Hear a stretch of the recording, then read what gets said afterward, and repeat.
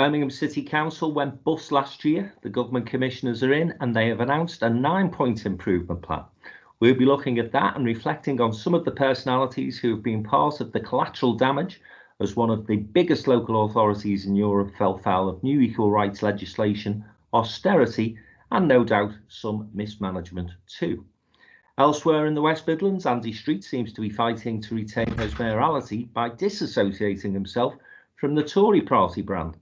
Is the tactic working? Wragg and Angela Rayner. Now, there's two names I never thought I'd be uttering in the same sentence. However, both have found themselves in a bit of trouble this week. Can they survive their respective controversies? And Easter break or not, the polls keep coming, and the results were more fair trade chocolate than Cadbury's for Rishi Sunak. Welcome to the Downtown Den Politics Podcast. Just sort of bigoted woman. Me and my friends sort of used to run through the fields of wheat. You turn if you want to. The ladies not for turning. It will cost. I know words, I have the best words, but there's no better word than stupid. Okay, well, it's, I think, episode 26, 27, something like that of the Downtown Den Politics Podcast. I'm delighted this week to be joined by my old mucker from the West Midlands, Kevin Johnson. Kevin is the Managing Director of Strategic Communications and Public Affairs company, Urban Comms, a very well-known face in that part of the world. Kevin, welcome to the Downtown Den Politics Podcast once again. Morning, Frank. How are you? Yeah, I'm very good. And Jim Hancock is away, of course, because he's celebrating the triple lock windfall and stunning himself with his Speedos, no doubt slapping the factor 50 on that fabulous head of his. But we hope to have... Nobody needs that image, Frank, surely. Well, we hope to have Jim back shortly. And, of course, it's all happening in Birmingham, Kevin, which is why it's great to have you back on. Just tell people who don't perhaps follow what's happening in Birmingham as closely as you and I do, what's been happening in that fine city in terms of its local authorities, trials and tribulations. Well, I think it is important to say, as you sort of touch on there to a degree, is that there is something happening in Birmingham and there is something happening in Birmingham City Council. They are two distinct things. And of course, the travails of Birmingham City Council have an impact on Birmingham, not least on its reputation. But it should not be, the whole of the city should not be characterised by the fact that we have a local government outfit which is quite simply failing. I mean, there is no doubt. We've not got long, Frank, so I could hardly do justice to the ins and outs over many, many years of where we are. But effectively, it comes down to two things. It comes down to mismanagement, particularly around two issues, the implementation of a new IT system and equal pay. The fact that people like cleaners and so on who have been under the employ of Birmingham City Council over a period of years were not paid at an equal level to other people who were doing jobs of a similar level, a similar skill level to them. And that has not been cleaned up and sorted out and resolved quickly enough. It has taken years and years and years. And that has then led to the fact that they are, to use the sort of tabloid term, bankrupt. You don't really have local government which is bankrupt per se, but effectively, they have more money going out than they have coming in. Add to that, and I think it's important to say, particularly when we get on to talking about Andy Street, we are living, as you know, in Liverpool, we are living in an environment where the system of local government finance and the level of local government finance now is not enough to do the job that we ask our councils to do. Add all of that together and add some very poor leadership and management, and you've got a big problem, not least because Birmingham remains, even after many, many cuts, certainly the biggest local authority in the UK, if not in Europe entirely. So that's why it comes so much into headlines. But it is not alone, as you know, Frank. It is not alone in councils which are in the same position where they've had to declare, in simple terms, bankruptcy or potential bankruptcy. Many local authorities in trouble, as you say, Kevin, and more to come, I guess, post the May elections. But let's just talk about this introduction of commissioners into the whole piece, because I'm right in saying, I think, commissioners have been to Birmingham before. It's not the first time that we've had government inspectors in looking at how the local authority should be managed, is it? It's not the first time. There have been commissioners pretty much constantly of one sort or another under various acts or looking at particular departments, particularly when it comes to children's services and special educational needs and various other forms. And of course, we've had an improvement panel. And I would say that the improvement panel, which effectively sort of disbanded itself, this came after a Bob Kerslake, the late lamented Bob Kerslake commission earlier on, probably going on for 10 years ago now, which unravelled all kinds of issues, not least a really endemic problem with the culture of the council, which we might come back to. The improvement panel, which oversaw those improvements, and there were improvements, it effectively disbanded itself, I think, too soon. And then we moved on into a new era, new leadership came, we had, bins disputes and all the rest of it. And then we went into the glory days of the Commonwealth Games, which were an undoubted success, of course, in the city. But all of that sort of masked over the fact that really some of the endemic problems were not resolved, not least, of course, equal pay. And we have not had the right relationship between councillors and officers. And, we have not had the right leadership, be that political or officer. And so we end up in this situation where, as I say, new commissioners have now come in. I think Max Caller is one of those commissioners. He was very well respected till recently, and they've come up with this. I think it's a 9-point improvement plan. Memory serves me correctly. It might be 8, but I think it was 9.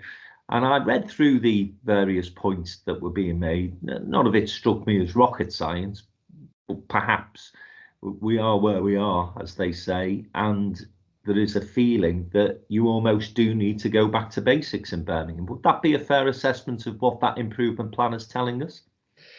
Well, I think it is about going back to basics, which is really what should have happened. I think one of the problems is in those austerity years, coalition government came in, famously brought in austerity, and of course what was really hidden below all the other cuts was the fact that local authorities were missing out even more. And you got this kind of jaws of doom scenario, which was laid out by Albert Bohr, one-time leader of the council, where you got this kind of rising cost, not least with adult social care, which we're all very familiar, and then the kind of decreasing revenue which was coming in. And really, I don't think at that point the council, and probably many councils around the country, dealt with, rightly or wrongly, what they had to do with that level of finance. They didn't really strip back and go back to basics enough to go, we've got to make some radical cuts here, which we do not like whatsoever, but we've got to keep our statutory service on a firm footing, not least adult social care and other things. It's not been radical enough, and really we're just sort of chipping back all the way to try and sort of catch up with that. And I suppose if you're running a Labour-led local government, you're hoping a Labour government comes in and transforms the shape and scale of local authority finance. Probably you and I don't think that's going to happen, and certainly not very quickly. But one of those points is at 7, 8, or 9. We can make it 10 or 12 by the time we finish this podcast. is about culture. I think it comes quite late on in that list of points. I think it's the first point. The culture of that council has not been right for some time. I would be far more radical myself. I would get out of the building that they're in, or the main building that they're in, and go for a completely different way of working. Go to a new building, build a new culture from the bottom up, really analyse what has to be done, what really you want to do, what's nice to have, what you might do in the future. And one of the other things, going back to the great Bob Kerslake Commission findings, was that we come from a city, and you'll be familiar with this, with the kind of city you come from, Frank, come from a city where the council was very dominant. It was a very, very big part, and of course, go back to the Chamberlain years and all the rest of it. It was a trailblazer for local government not only in the UK, but around the world to some degree. But we come from that sort of slightly monolithic culture, I think, in Birmingham, where the council was the be all and end all and everything, and what the council said or did mattered probably more, in some people's mind, mattered more than it actually does. And I think you've got to go to a position where you work out where is the council, where are other public agencies, and we may touch on devolution and so on there, and where is the sort of civil society, voluntary and community organisations and so on, and academics and so on. What is the right balance of all of those that helps to sort of steer a city along the right path, which doesn't rely on the council either being there to do everything, or at the moment actually tarnishing the image of a city which is very much on the up. Yeah, can I just sticking with the local authority sort of structure for one more question? Do you think it's too big? Because we both said, biggest local authority in the UK. I think it's probably the biggest in Europe, certainly one of the biggest. Is it just too large to manage? Well, I think probably lots of people, particularly if you work in Birmingham City Council, would point you to the next round of redundancies and say we're hardly going to be of any size whatsoever the way things are going. I'm going to sit slightly on the fence and say yes and no. In the sort of post-Kerslake era, after that commission came out, there was lots of talk about changing, and certainly the number of councillors did change as a result of that commission. But there's lots of talk about whether you break it up north, east, south, west, whatever. 8 is too big, and that will be the way to solve it. I didn't go with that at the time. But now, slightly counterintuitively, I think probably there is a debate to be had about what is the level at which Birmingham City Council operates. And it is, of course, like all organisations, it goes into boroughs and divisions and areas and all the rest of it. Can it do that more effectively as one organisation and give more power further down the ground and to specialists, or does it actually have to break up? And I think here you might then segue into what does a future West Midlands Combined Authority do under whatever leadership it has, which I'm sure we'll come on to. And is there too much of a power grab going on at that level over what is done at a local authority level? And should some of the powers, or should some of the people and resources which are now sitting at the CA level, potentially sitting at the CA level, be sent further back down the chain, down to a local authority level, or even further down the net into parishes or areas, etc. I think there's a much bigger debate to be had, but I think I'm just as one individual, I'm probably more open to some kind of breakup or some kind of different structure than I was even after Bob Kerslake report. Interesting. The inevitable has happened. Because this happened in Liverpool as well, tends to happen wherever commissioners are called into a local authority. There's some collateral damage at executive director level, sometimes at political level, of course. In Liverpool, that had already happened. It was one of the reasons the commissioner came in. Chief executive's gone, Deborah Cadman. Now, Deborah was somebody who we first met when she was chief executive of the West Midlands Combined Authority. She had a really strong track record from county council chief executive jobs and other roles within local government. She struck me as a very confident, outgoing, big personality within the whole Birmingham scene. She always impressed me, I have to say. We did a podcast with her as part of our sort of leaders series. We'll put that particular interview in the link, actually, in the introduction. Very, very impressive.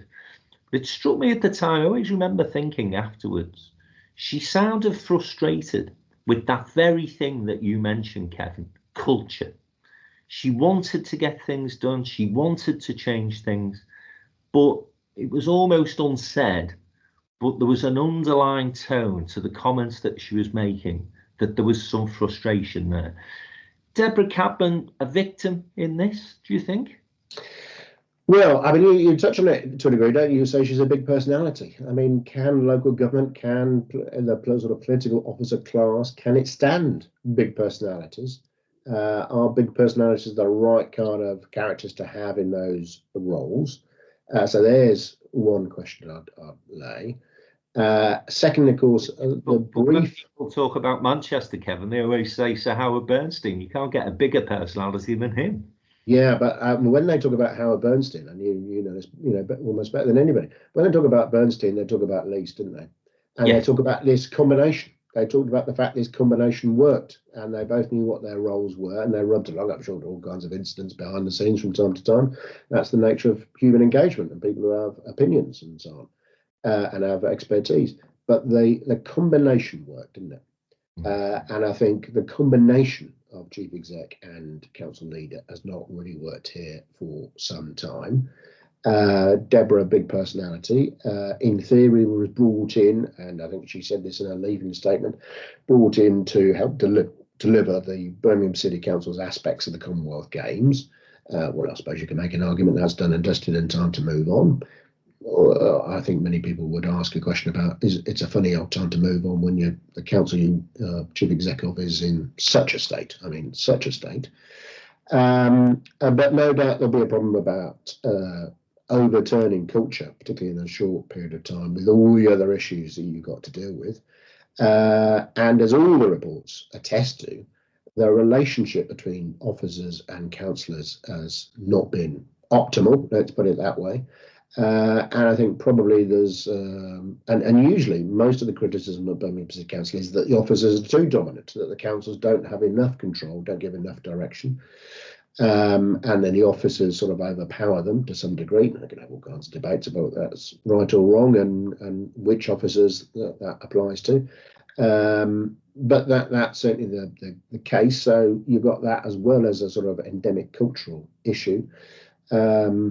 And I think it's difficult when you've got such a big personality who's probably taking more attention and grabbing more headlines or attracting more people who want to run a podcast than the political leaders. That may be a problem. It's probably not a problem for some politicians, but for others it will be. So I've said before in other crises that filling the chief executive role at Birmingham City Council is the hardest job in recruitment. It's even harder now. Yeah, it's going to be interesting to see who does succeed, Deborah. We've been in Birmingham for almost 10 years, I think, and 4 chief executives in that time. At least. 3 leaders, and no consistency of approach, it seems to me. Different sorts of characters in those positions every time. A bit like Everton and the managers. And look, surely not that bad. Yeah, we've ended up points deduction. We'd have commissioners in if the Premier League could undertake such a thing, I'm sure. Listen, let's just move on quickly. I just say, and this may help to segue us into the next item, but also without picking anybody out, you've got to say that the quality of people that elected politics is attracting is a problem. And you and I both know there are very good people of all political persuasions who are there for the right reasons in councils, in MPs and other forms of elected office. There's a problem. We're not attracting enough good people. We're not attracting enough people from a diverse range of backgrounds. And I think the kind of people that are in politics are disappearing in all kinds of states, and we'll come on to one of these issues, and in terms of mental health and so on, and are disappearing quite early on. People in their 30s and 40s, coming in and then out of politics because it's too difficult. It's particularly in terms of media and social media and all kinds of other things that go along with that. There is a real problem in the body politic today, which is at least part of the story in Birmingham. Yeah, I was going to ask you actually about the political leadership in the city, because on the back of the Commonwealth Games, of course, the last leader, had, seemed to me at least, a lot of goodwill. He delivered a very successful Commonwealth Games. He'd really been enthusiastic about the city being the host for the Games. And yet, within 12 months or so, he'd gone. New leaders come in, obviously, again. Am I right in saying that it was the previous leader? You have to help me with names, Kevin, I'm afraid. The previous leader appointed Deborah Cadman, is that right? Yes, would have done. But with the full back, as you know, chief execs have to be appointed with the full backing, the full council. Yes. So, but yes. Yeah. And I think that, again, it's that sort of inconsistency in different leaders that have been in place that has struck me. And it's, again, I think I'm right in saying that there is at least some rumour that all is not well within that leading group of Labour councillors. So even the leader who sat there now might not be in the most comfortable of positions, if I can put it that way. Birmingham Labour is a bit like the Tories nationwide. They're never all happy. They're never all together. There's always factions of all kinds of, on all kinds of different bases. One does have to ask the question, which doesn't seem to be being asked that much in the media, which is, where is Ward? That last leader you talked about, Ian Ward, who you and I both know, I happen to like, who was a sports nut, an athletics nut, and got the Commonwealth Games over the line, along with Andy Street, and they'll have a whole argument about who was the main person for getting it over the line. But anyway, Ian Ward, Birmingham City Council, took it and at least at first underwrote it at a local level. It was delivered well by any estimation. Now, I think you can have a debate about whether that was the right choice for the city and the region, given the wider problems that the council had. Should it have been taking that risk? Should it have been taking up that brain space with the Commonwealth Games when it had so many of the basic issues to sort out? We may come back to that at another time. But Ian Ward has gone off, not quite to write Daily Mail columns and give speeches a la Boris Johnson, but he has gone off to a career in, what is it? Oh, yeah, public affairs. So I do think, and he won't be alone to blame for the travails of Birmingham City Council, but he's been around an awful long time, deputy leader twice over, and then leader at a time when he took us into the Commonwealth Games. I don't think he's yet really had accountability for what has gone on during his tenure. Interesting. Well, that's a nice segue into, you mentioned Andy Street there as being the other key personality politically who was responsible for getting the Commonwealth Games into the West Midlands, into Birmingham. And Andy Street, read an interesting article in the Observer yesterday where he was explaining why his leaflets are green rather than blue, why he doesn't appear to be massively keen having Rishi Sunak on the campaign trail with him, although he's welcoming Gillian Keegan and Penny Mordaunt, which perhaps tells you where his politics are as far as the Conservatives are concerned. He did describe one of our dinners, downtown dinner, very early in his career. In fact, I think during the campaign trail for his first mayoral run, he described himself as a Heseltine Tory, or New Labour, perhaps, some would say. So is this working for him? Is this disassociation with the Tory brand actually going to see Andy Street win an unlikely third term of office? Well, it's worked so far, hasn't it? So history would tell you that it probably will, but of course the landscape is quite different now from 4 years ago and 7 years ago. He's not used blue on his leaflets. He's used mainly green. He's also used yellow, I would imagine, in some Lib Dem, friendly areas. Is it colour blindness? Is it cross-dressing? What is it? I think the thing you can understand, and Street is a sort of Heseltine. He is a sort of a child of Heseltine, isn't he? Really, in terms of where his political central gravity is, and that's fair enough. And of course, as I touched on earlier, the Tory party really is a very, very broad church, and probably too broad a church at the moment for it to be able to hold together up until the election, the general election. But he is also the man who backed Liz Truss for being PM. He's got a story about that, but even so, he backed Liz Truss, and anybody's going to be embarrassed about that, surely. Secondly, I think he's using the line, he's not whipped. He doesn't take the whip, and therefore you can trust him. He's a man on his own. He makes the right decisions. He's for place, not party. That's all very well. But this is a man who benefits from the resources and people from central Conservative central office. There are people helping him from there. There are party resources which go into his campaigns. He has not said anything that I've seen about the very, very poor Birmingham attack ad that was run by the Tories, which was not quite so bad as that attack ad that they had on London with that American voiceover and all the rest of it. But really, you understand what Andy Street is saying, that, you don't want the West Midlands run by Labour. Look what they've done to Birmingham. Well, you can understand that. I'm not sure it's overly helpful given on the other side of the election if he is successful. But you can't just let the worst efforts of the Tory party go by, take their money, but say, oh no, but I don't take their whip. And occasionally I have very manufactured arguments with Tory Central Command. Is that going to hold? I don't think it's going to hold as well as it has done in the last two elections, not least just because of the dire state that the Tories are in, both in terms of polls and overall reputation. So is your money on a Labour victory in the West Midlands, Kevin? Oh, Frank, there are so many variables, and what are we, 3 weeks out? It's so difficult to say. I think you've got to say the street campaign is energetic. It's pumping out all kinds of pledges and ideas and all the rest of it. It seems to have more volume than the Labour Party campaign does, although I think that's going to crank up a little bit more.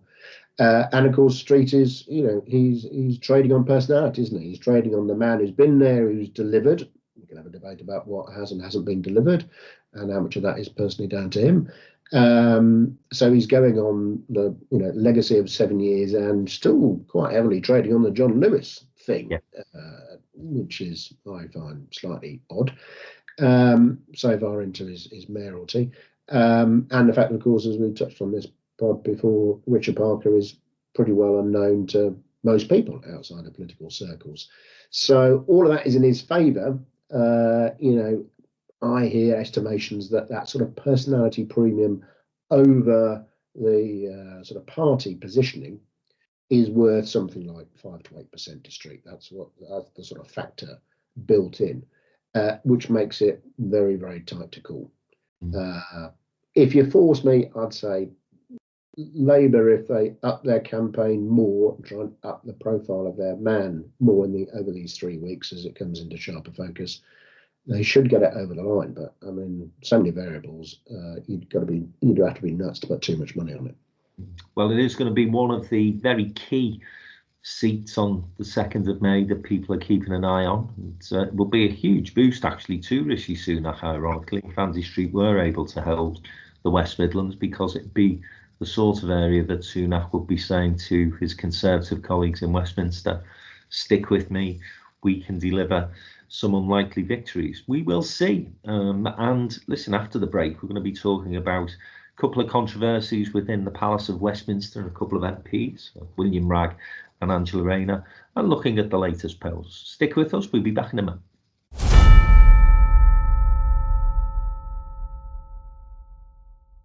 Hi, my name's Frank McKenna, and I'm here to tell you about Downtown and Business's Changemakers Live conference, which takes place at Liverpool's Spine Building in the city's Knowledge Quarter on Thursday, the 18th of April. We've got some fantastic speakers, including the head honcho of capital-centric Tim Heatley, the disruptor developer. We've got Rose Marley coming along to join us. She is the Chief Executive of Cooperatives UK.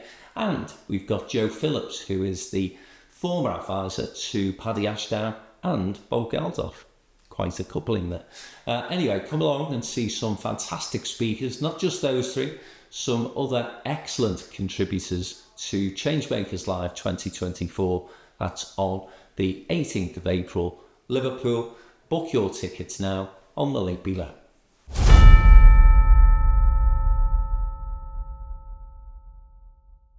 Welcome back to the second part of this week's Downtown Den Politics podcast. I'm delighted to be joined by public affairs consultant Kevin Johnson. Jim Hancock, as I mentioned, the start of the programme, still away, spending that triple lock pension of his, being increased today by 8.6%. Lucky Jim.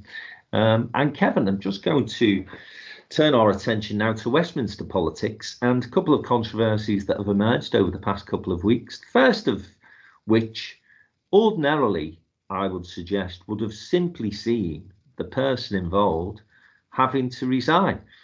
And that was the William Wragg honey trap scandal, where he was approached by somebody on WhatsApp, ended up sending some rather unfortunate photographs of himself to that person or people, and then was blackmailed. And as a result of the blackmail, decided to give details of some of his colleagues to those people who were blackmailed him. So, as I say, obviously some sympathy for the fact that he was scammed and he's fallen victim to that.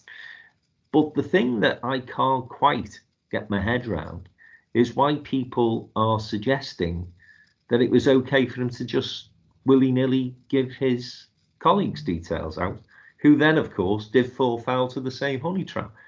just a bizarre story, isn't it, Kevin?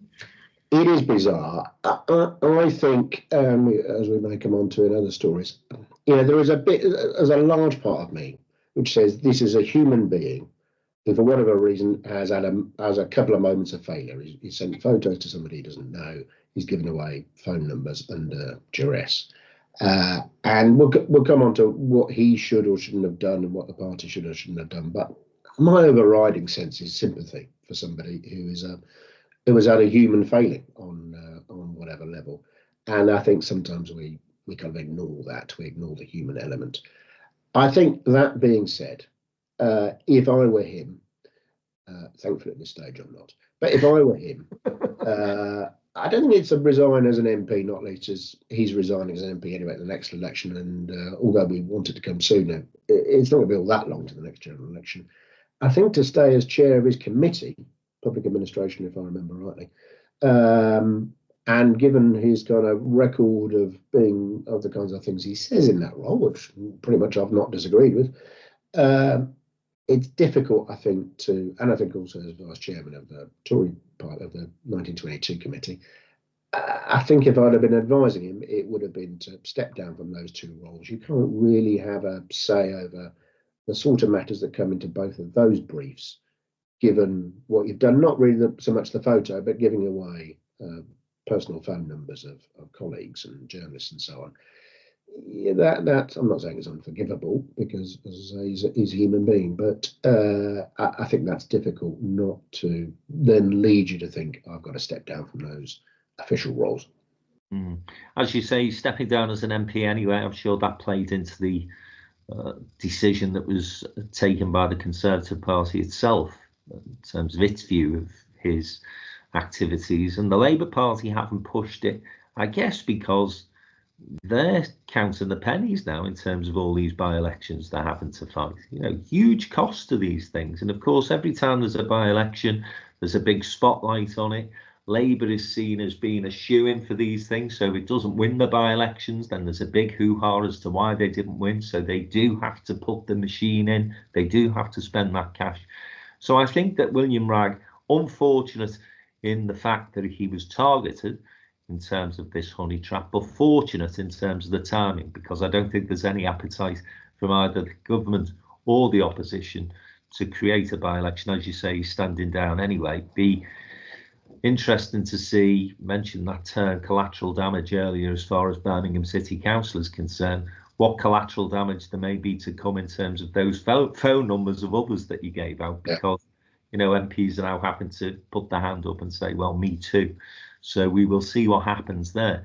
A bigger scandal, I guess, potentially, is this that the Daily Mail are very keen to dig into, and that's regarding the Deputy Leader of the Labour Party, Angela Rayner, and the fact that they are suggesting she has in some way avoided capital gains tax. And this is relating to a matter regarding her living arrangements about 10 years ago, I think I'm right in saying.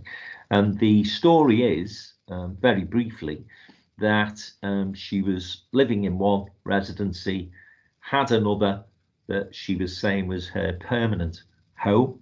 That was a former council house. So there's been some suggestion that, the working class Angela shouldn't be trying to benefit from Mrs. Thatcher's fabulous council house sale policy. What a load of bollocks that is, in my opinion, but there you go. Do you think she's in some serious trouble here? Do you think it's going to be something that creates a story that has some longevity? Or is it one of those, bit like the William Wragg story in a sense, that there's so much else going on in the world that people are going to see it as a bit of a storm in a teacup? Yeah, I think you used in the opening there, Frank. I think you used the word scandal. I don't think it's a scandal. And I refer you back to my previous comments in terms of, human frailties and, the ability of humans to make mistakes if she has made a mistake. Let's remind ourselves where this came from. This came from a Michael Ashcroft, Lord Ashcroft hack job, who was, let's just say he's probably benefited from the tax system a little bit himself. And the cause has been championed by the Daily Mail. So let's just remind ourselves where it sort of comes from and who's championing this case. That being said, it does surprise me that the Labour Party has not really done a very effective job in killing off the story. I mean, she had a good line last week, actually, or was it the week before, when they were launching the Labour Party local election campaign in Dudley. You show me yours and I'll show you mine to sort of Tory ministers in terms of tax affairs, tax reports, and so on. But it's not really quite done the job, at least with the Daily Mail. And because the Daily Mail is so sort of influential, other papers, other media outlets have to keep running it, and here we have to talk about it. And it seems to me either you kill it by coming out with the advice or some representation of the advice you've had that says that you've made the right tax decision, or for the sake of 1,500 quid, you go, sorry about that. I thought I was doing the right thing. I've got confused. Perhaps I didn't give my tax advisors the right advice at the time. It's probably a mistake. Let's just call it that for the time being. It's probably a mistake which many, many people do, or something similar of that level when it comes to complicated domestic affairs and selling of houses and houses you had as a husband, didn't have as a wife. It's all of that stuff. So it really isn't on a scandal level, is it, at 1,500 quid? If she's due to pay that tax or should have paid that tax, then that needs to be done, of course.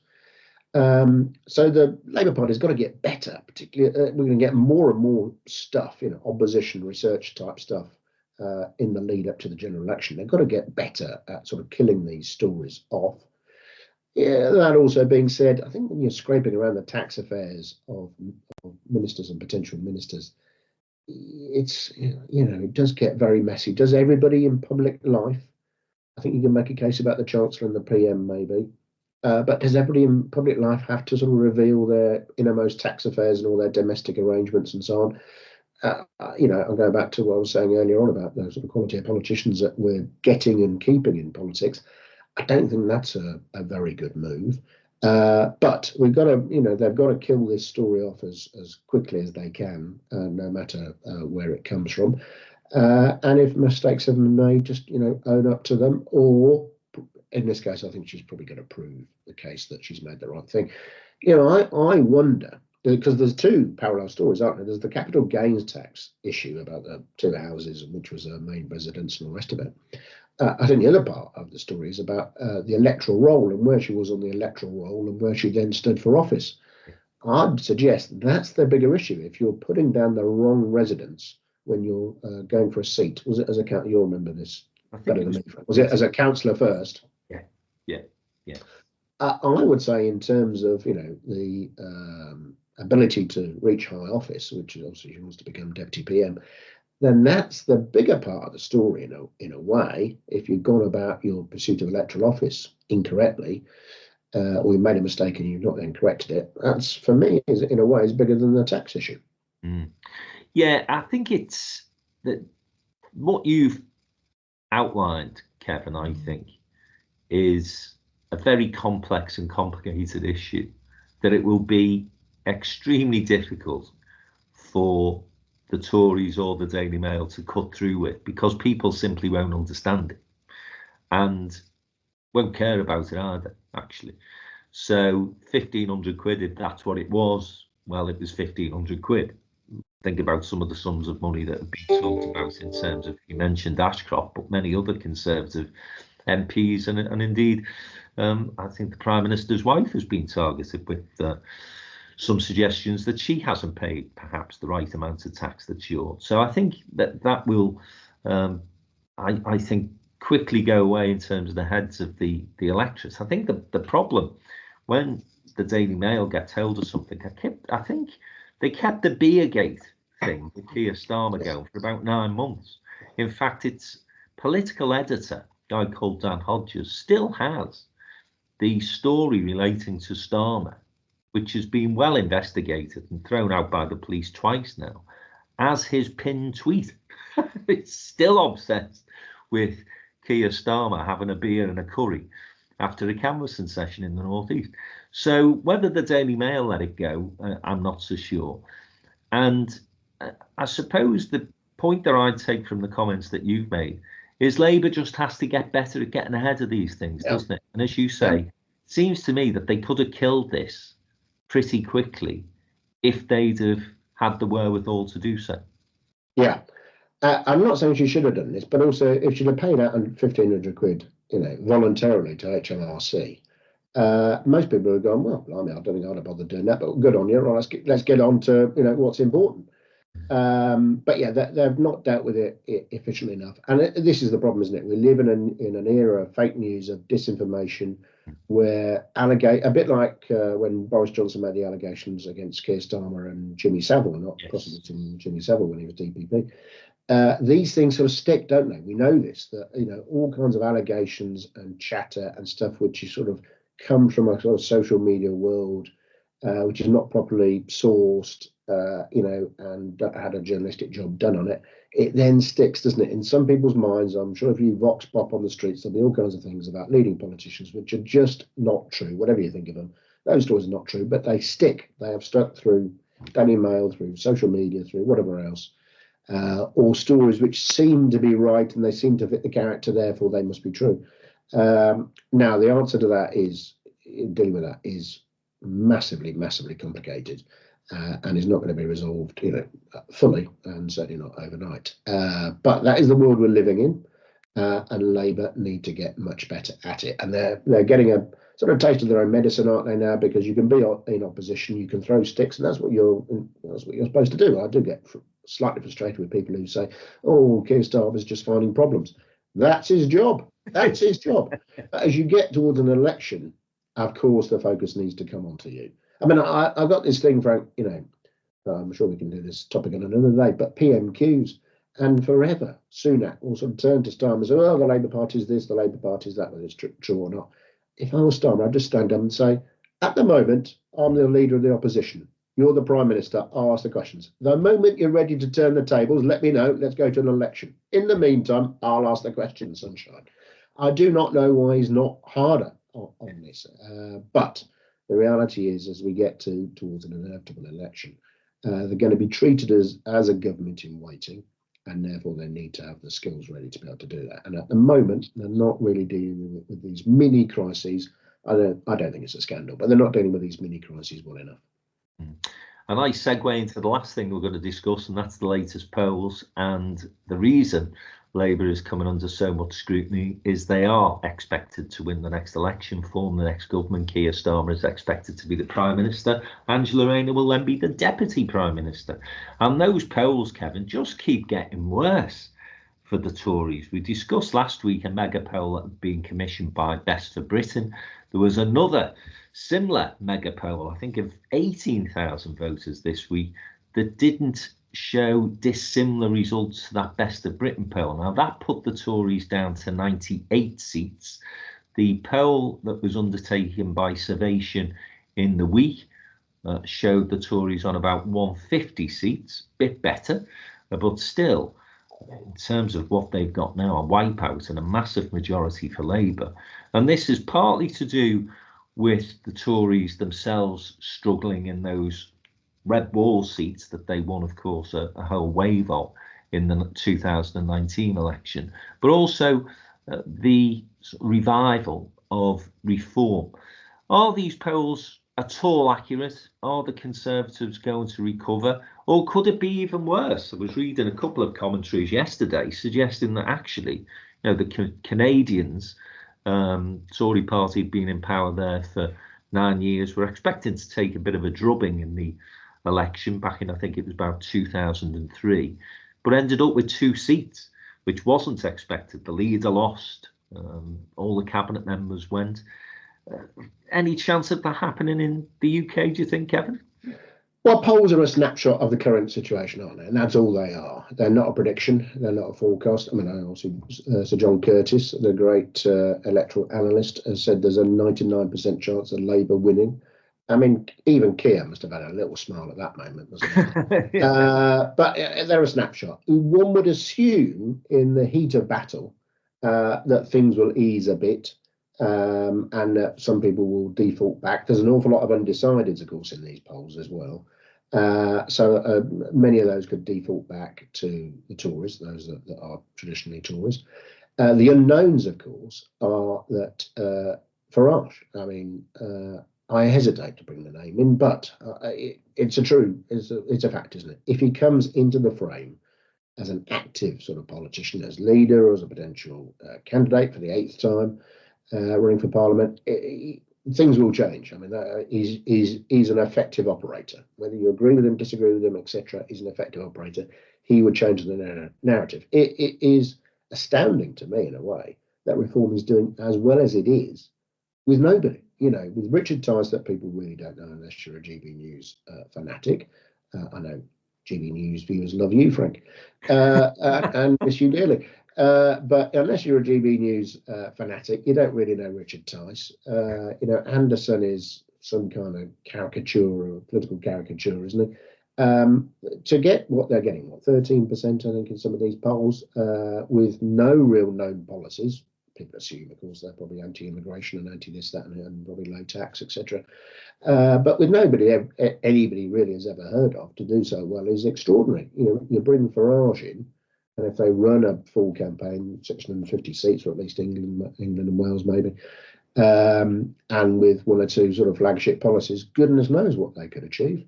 You go back to our earlier conversation. If Sunak holds on to Street and also Houchin, Tees Valley mayor, that will help him shore things up a little bit. But if he loses both those, you know, symbolic moralities, then of course, you know, the letter writers are going to be on, you know, battering down the door of the chairman of the 1922 committee. So who knows what happens then?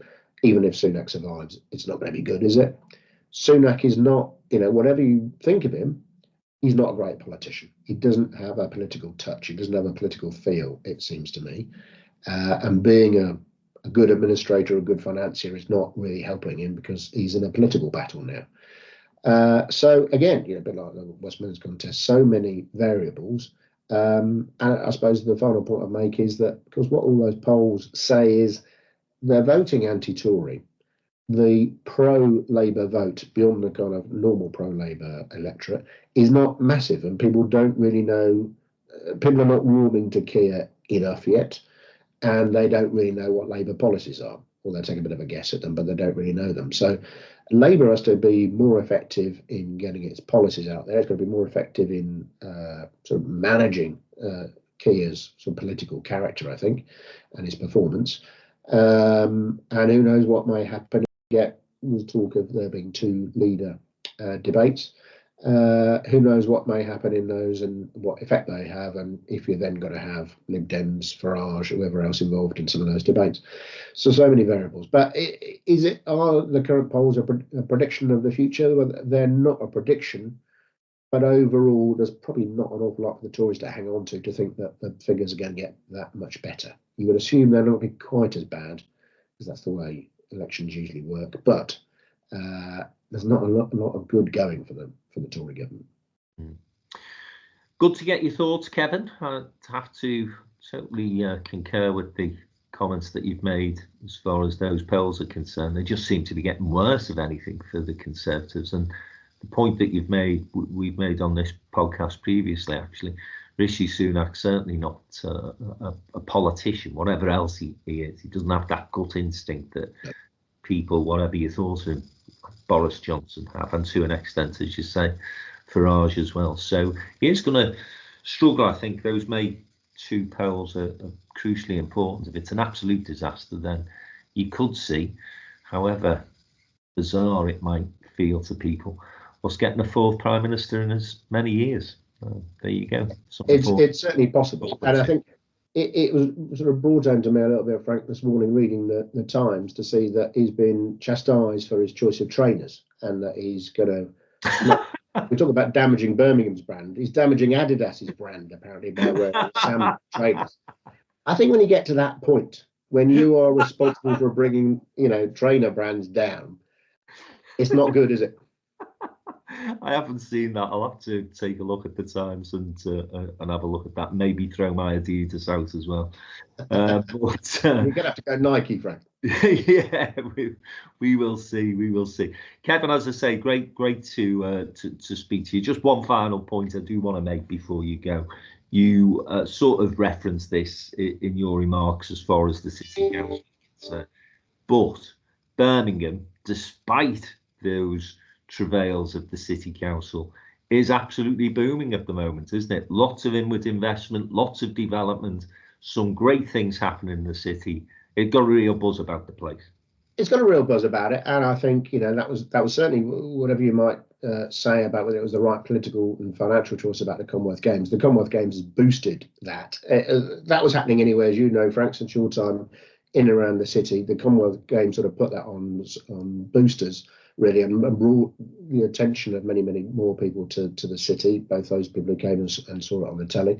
And it's going gangbusters in many respects. There are all kinds of other problems. It is, again, as you know, in the city where you hailed from, Frank, there are massive pockets of deprivation. There are massive areas which have not benefited from the kind of economic success of the city centre and other parts of the region. But overall, I've never known it to have such a positive attitude around the place, for the culture to be so positive, and for so many sectors, tech sectors and others, to be doing so well, and really a degree of frustration that the business of the City Council is having a damaging impact on what is otherwise a very good success story. Absolutely, and we do love Birmingham. It is a great city to do business in, and as you rightly say, some great economic growth stories happening there as well, and some brilliant work between the private sector, the academic sector, and indeed the public sector as well. And the West Midlands Growth Company, we had Neil Rami do an event for us just 2 or 3 weeks ago, and some of the things that are happening really positive. So, as I say, despite the travails of the City Council, Birmingham is still a great place to do business, and still some very positive things happening there. Right, that's it from us. I'll have to let Kevin go and earn some corn, and we'll be back next week. I'm not sure whether Jim is going to be joining us, but we hope that he gets back from wherever he is. Well, if he's got another 8%, Frank, he's probably going to stay where he is, isn't he? I think it could be at least another month before we see him, to be honest with you. But no, I'm sure he's missing us as much as we're missing him. So we'll be back next week with another Downtown Den Politics podcast, and have a great week. Cheers, Kevin. Thank you, Frank.